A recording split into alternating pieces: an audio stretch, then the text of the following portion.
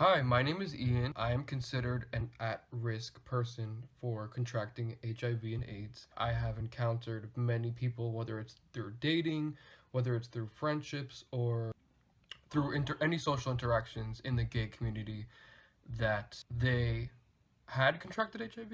They were HIV positive, but were very quiet about their status. They didn't know their status, or they had been ignorant about getting tested and staying safe for HIV. As you're probably assuming, yes, I am gay, and that's why I am an at-risk candidate for HIV.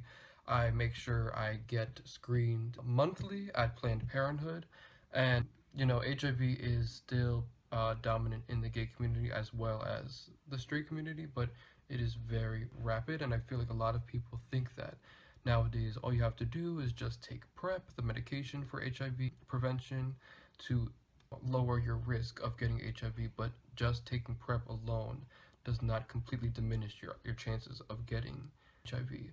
And at one point, I had talked to someone. We had sex, and afterwards, he had told me that he was HIV positive, but he was undetectable. I really, at that time, was not familiar with the terminology, so I didn't really know that I couldn't get it. I was so paranoid. I was sweating every day. Yeah, I probably made myself mentally sicker than I really was, because in actuality I wasn't experiencing HIV symptoms.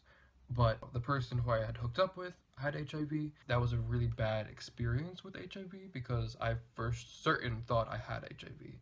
And I cannot tell you, that was one of the scariest moments of my entire life. I was 17 years old, and I thought my life was over. I thought my life was coming to a halt because I had just made the worst mistake of my entire life, and all for sex. So what I am doing from now on in my life is whoever I choose to date and be with, because I'm not doing hookups anymore, it's way too dangerous.